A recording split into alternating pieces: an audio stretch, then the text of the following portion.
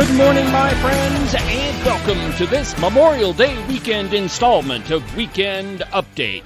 From high above all other puerile and insipid forms of Wyoming mainstream media, this is Cowboy State Politics. I, of course, am your illustrious host, David Iverson, firmly ensconced behind the silver Cowboy State Politics microphone and broadcasting to you from the base of the Bighorns in beautiful Buffalo, Wyoming. Good morning, my friends, and welcome to the program. Memorial Day is about history, our family history, history of our community and our state and our country. For the vast majority of us, we spend Memorial Day weekend camping or at the lake fishing or just at a big general party. There's nothing wrong with that, so long as we all understand why it is that we have Monday off. It is to remember those who Abraham Lincoln described as giving their last full measure of devotion in defense of our country and our liberty. To date, there have been 1,304,702 soldiers killed in defense of that liberty. No doubt, all of us know, or at least know of, one person who has died defending our freedoms. And that is really what it all boils down to. A war that the United States is involved in, is nothing more than a defense of our liberty. Now, I know that politicians have got us into a lot of conflicts for reasons that don't exactly pan out. And certainly we should examine those and debate them and perhaps vote the people out of office that got us into them. But what cannot be debated is the people that are asked to defend this country for whatever reason. At some point, the reasons why we send our loved ones to a far-off land fade away, and the only thing that matters is that they gave their life in defense of this country. And it's incumbent upon us to remember that they did so willingly.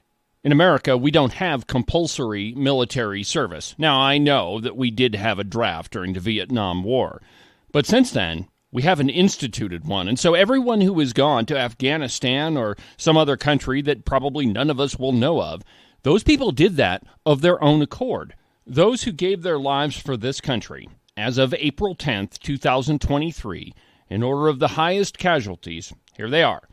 In the American Civil War, there were 620,000 soldiers killed. In World War II, there was 405,399, during which time Harold Iverson served. World War I was 116,516. During Vietnam, it was 58,209. The Korean War, of which my grandfather fought in, 36,516 dead. During the American Revolutionary War, there were 25,000 casualties. In the War of 1812, there were 20,000 casualties. In the Mexican-American War, 13,283 Americans gave their lives. During the War on Terror, which covers 2001 to present day, 7,075. In the Spanish-American War, there were 2,446, and in the Gulf War, 258 U.S. casualties. If you haven't already, just take a minute and think about those 1,304,702 Americans that have died in defense of your freedoms. And think about the people you know that served in the military, went to some far-off place, and then came home forever changed. Think about the sacrifice that they gave and what they still sacrifice to this day. Ready, aim, ready, aim, ready, aim, ready.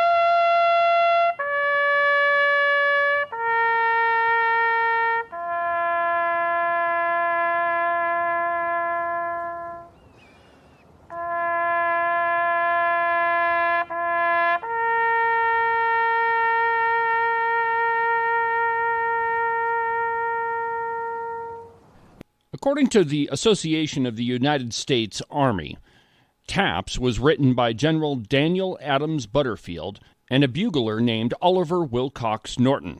General Daniel Adams Butterfield was born in Utica, New York, and graduated from Union College. He was the Eastern Superintendent of the American Express Company in New York when the Civil War broke out. Despite his lack of military experience, he rose quickly in rank.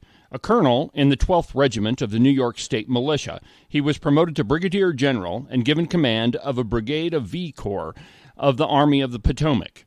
The 12th served in the Shenandoah Valley during the Bull Run campaign. During the Peninsular Campaign, Butterfield served prominently when, during the Battle of Gaines' Mill, despite an injury, he seized the colors of the 3rd Pennsylvania and rallied the regiment at a critical time in battle. Years later, he was awarded the Medal of Honor for that act of heroism. As the story goes, General Butterfield was not pleased with the call for lights out, feeling that the call was too formal to signal the day's end. With the help of a brigade bugler, Oliver Wilcox Norton, Butterfield wrote taps to honor his men while in camp at Harrison's Landing, Virginia, following the 7 Days Battle. These battles took place during the Peninsular Campaign of 1862. The call, sounded that night in July of 1862, soon spread to other units of the Union Army and was even used by the Confederates. Taps was made the official bugle call after the war. Now, in the interests of historical accuracy, it should be noted that it is not General Butterfield who composed taps, rather that he revised an earlier call into the present-day bugle call we know as taps. This is not meant to take credit away from him, it is only to put things in the correct historic manner. Following the Peninsular Campaign, Butterfield served at 2nd Bull Run, Antietam, and at Marye's Heights in the Battle of Fredericksburg. Through political connections and his ability for administration, he became a major general and served as Chief of Staff of the Union Army of the Potomac under Generals Joseph Hooker and George Meade. He was wounded at Gettysburg and then reassigned to the Western Theater. By war's end, he was brevetted a brigadier general and stayed in the Army after the Civil War, serving as superintendent of the Army's recruiting service in New York City and colonel of the 5th Infantry. In 1870, after resigning from the military, Butterfield went back to work with the American Express Company. He was in charge of a number of special public ceremonies, including General William Tecumseh Sherman's funeral in 1889. Besides his association with taps, Butterfield was also designated the system of corps badges, which were distinctive shapes of color sewn onto the uniforms to distinguish units. Butterfield died in 1901. His tomb is the most ornate in the cemetery at West Point, despite the fact that he never attended. There is also a monument to Butterfield in New York City, near Grant's tomb. There is nothing on either monument that mentions taps or Butterfield's association with the call. Taps was sounded at his funeral. Still quoting from the website, how did it become associated with funerals? The earliest official reference to the mandatory use of taps at a military funeral ceremony is found in the United States Army Infantry Drill Regulations for 1891, although it had doubtless been used unofficially for a long time. The first use of taps was at a military funeral during the Peninsular Campaign in Virginia. Captain John C. Tidball of Battery A, 2nd Artillery, ordered it played for the burial of a cannoneer killed in action.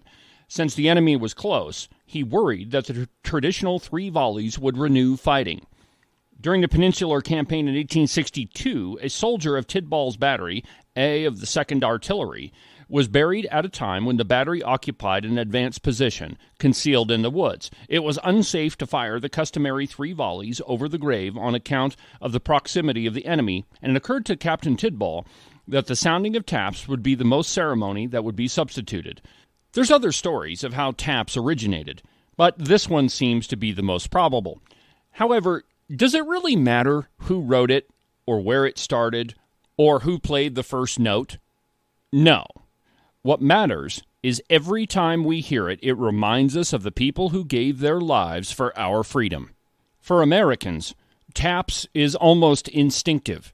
We know it from the very first note. Even the people that would burn a flag in the street, that remind us each and every day of all of the evils that have occurred in our country, know what taps is when it's played. Even the people that would burn a flag in the street or scream at the top of their lungs of how terrible a country America is, ironically know that the very reason they can say those things is because there are men and women who have fought and died for this country, and every single time they hear that music played, they're reminded of it. One of my favorite speeches was delivered by Abraham Lincoln on November 19th of 1863 at the dedication of the Soldiers' National Cemetery, what is now called Gettysburg National Cemetery in Gettysburg, Virginia. On that site, from July 1st to July 3rd of 1863, an estimated 50,000 U.S. soldiers were killed. Of course, that's both Union and Confederate soldiers. Only 4 short months after the battle, Abraham Lincoln said, "70 years ago, our fathers brought forth on this continent a new nation conceived in liberty and dedicated to the proposition that all men are created equal. Now we are engaged in a great civil war, testing whether that nation, or any nation so conceived and so dedicated, can long endure. We are met on the great battlefield of that war. We have come to dedicate a portion of that field as a final resting place for those here who gave their lives that the nation might live. It is altogether fitting and proper that we should do this. But in a larger sense, we cannot dedicate, we cannot consecrate, we cannot hallow this ground.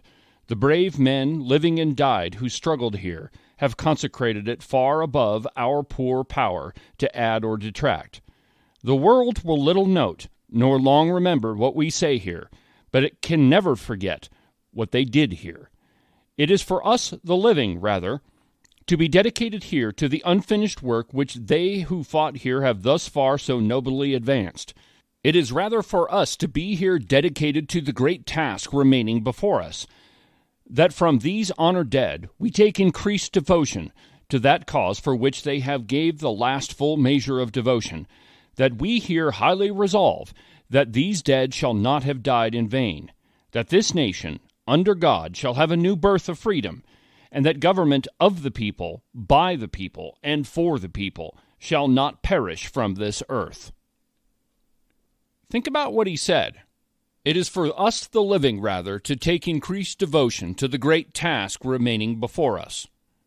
The great task of which Lincoln spoke is liberty, the right to live your life as you choose, free from the encumbrances of government, the right not to be dictated to, the right to not have government looking over your shoulder and listening to your phone calls and reading your emails, the opportunity to create a great life for you and your family, the right to live where and how you choose, the right to think what you want to, not what other people tell you, the right to personal property, justice, something that seems to be lacking in our country right now, economic freedom, the right to make your money how you want and to spend it how you see fit, not how the government tells you to spend it.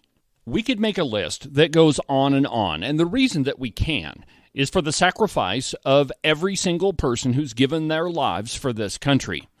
So today, the Saturday before Memorial Day, I challenge you to do 3 things. The first is to put away politics for just one day. Trust me, you'll be okay if you just leave it alone for one day and spend time with your family and friends. The second is to shake the hand of a veteran.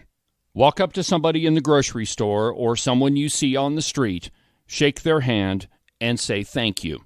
Thank them for your freedom. And the third thing that I would challenge you to do this Memorial Day weekend is to sit down and think about what your contribution to the great task that lies before us is. What have you done to advance liberty, to advance the American cause? Though we are not all veterans, and we're not all police officers, nor are all of us politicians, thank God, there is something that we can all do to advance the cause of liberty.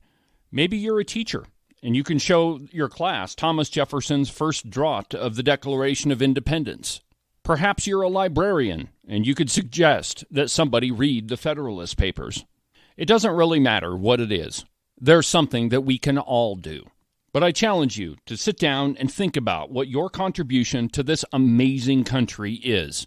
Think about how you can advance the cause of liberty, the cause that 1.3 million people gave their lives to foster and nurture. So enjoy your Memorial Day weekend. I'm certainly going to. I'm going to the mountains. Oh, and I should probably tell you, as I'm going to be at the most amazing place on the globe, Cowboy State Politics will not be broadcast on Memorial Day. I'm finally going to take a full day off. But I'll be back on Wednesday, where I'll have an interview with Wyoming State GOP Chairman Frank Ethorn, Vice Chairman David Holland, and State Secretary Donna Rice. So from the base of the Bighorns, in beautiful Buffalo, Wyoming, have a good Memorial Day.